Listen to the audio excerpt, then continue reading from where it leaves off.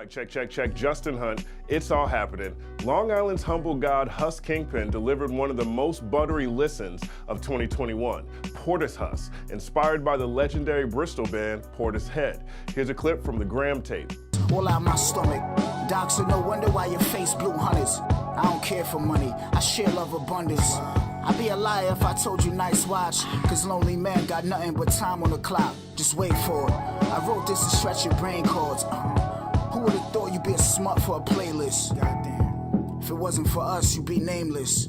And all the names hot came from my bus stop. And all the names hot came from my bus stop. Love this joint. This is connoisseur rap right here, man. Easily one of my early contenders for album of the year, and it actually received a blessing from Portishead's own Jeff Barrow. Jeff said on Twitter, MC Hus Kingpin has released his album Portishead that has taken inspiration from our Portishead work. It sounds heavy and you can buy it here. Even put the link to the album. Now that's a weighty cosign. Sincerely, if you haven't heard Portishead, punch yourself in the face. Hus and I signed in for a roughly 90-minute conversation, his first interview ever. We talked about a number of things, including his riff with former allies Westside Gunn and Mock Hami, which he says is most representative in their lack of support for Portishead. Jeff, listen, did you see any of them niggas show love to that? I didn't. So it's not like I'm just acting like there's an invisible feeling. You know what I'm saying? Right. Come on, man. Niggas even asked me about some diss ball shit.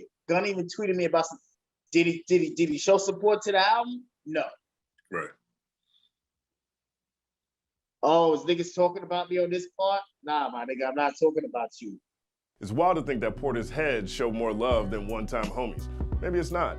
In the conversation, Hus goes on to detail how he met Westside Gunn in 2014 and how he was the one that introduced Gunn to Mock Hami and how they were all friends who supported each other's business aspirations. Then fate and miscommunication through a riff in the clip. I love niggas though. You know what I'm saying? You know that. You know what I'm saying? And I don't even really know a lot of these guys either, Jay. You know what I'm saying? That's what I'm saying. The reason I feel like this with Gunn and Mock, I know these niggas. Right. A lot of these I don't know none of these niggas like that. I don't know any of these niggas. Outside of Smooth, Planet Asia, Gunn, Mock, Conway, Vic Spencer, Chris Crack, Supreme Cerebral, Von Poe, you know what I'm saying? Like, right. I don't know any of these niggas, bro. I just work with them. You know what I mean? And I show love and I want to see this shit come up because I really feel like, you know, the battle rap league? Yeah. How that shit's cooking right now? Right. I feel like our shit should be like that. Everybody knows who everyone is on that shit. And all of them show love to each other, even when it's beef. Right. You know what I'm saying? But it ain't like that on the shit. It's still a crab in a bucket kind of vibes. I'm not mad at that analogy right there. The battle rap community is great at staying connected, whether or not the mainstream is broadcasting. But this new golden era hip hop has officially reached Grammy status with Freddie Gibbs and Alchemist Alfredo and Royce da 5'9's The Allegory and Jay Electronica's A Written Testimony all receiving Best Rap Album nominations. All three projects are great examples of this wave's aesthetic, and two of the three receive a feature from a Griselda member or two. Griselda inked a Shady Records, which we covered in the Rip Your Face Off Rap TBD, and Benny and Westside are also Roc Nation affiliates, so theoretically, there should be plenty of light to go around. Hus goes into more detail in our conversation, but quiet as kept, the humble god has been a pillar of new golden era hip hop for nearly a decade, always championing fresh sounds from the underground. One of my sources said point blank, he knows for a fact Hus is the first person to utter Mock Hami's name to the general public. It's all happening. Here's A&R extraordinaire Matthew Markoff, who's worked with hundreds of artists, including Hus Kingpin, Benny the Butcher, Planet Asia. This is his perspective on the influence Hus's business acumen has had on the popularity of things like limited releases and exclusive partnerships that are now crucial to the culture. I know that Hus and Planet Asia had a big hand in the makeup of Westside Gunn. And like Willie the Kid, especially.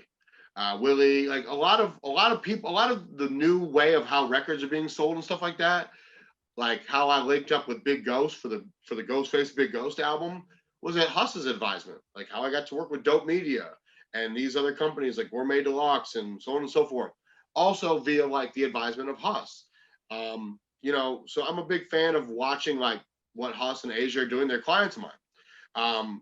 Huge fan of the work that 38 Special does. Trust. Word up. Now, my favorite part of this conversation with Hus is when he and I delved into the lineage of this space. How did connoisseur rap get here, so to speak?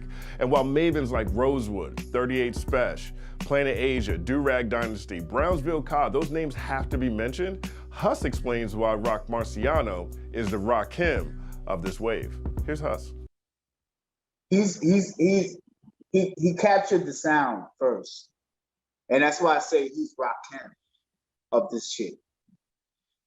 You know what I'm saying? Like he fully encapsulated like the sound of where we were going. And he had a fresh sound, you know. And he was a new kind of face. By every definition, Marsberg is a modern classic, jutting past his contemporaries like a middle finger. It received critical acclaim all across hip-hop media and was even added to Ambrosia for Head's top 25 albums of the decade.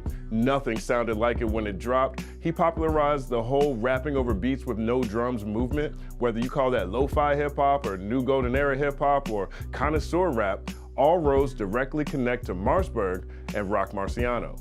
Of course, Roc is fully aware of his impact. During an interview with Rap Radar, B-Dot asked Roc what he meant when he rapped, "The landscape changed when I went against the grain, and niggas wasn't quick to embrace." I mean, those minimalistic beats. People listening to my production thinking, okay, you know, some of the tracks had drums, but a lot of them didn't. They be sitting around waiting, you know, when the drum's gonna come in, you know what I'm saying? Or whatever the case may be. I think it was the minimalistic approach. I was the catalyst. It's not about my feelings, it's about truth and facts. If you date 10 years back, wasn't nobody doing it like this.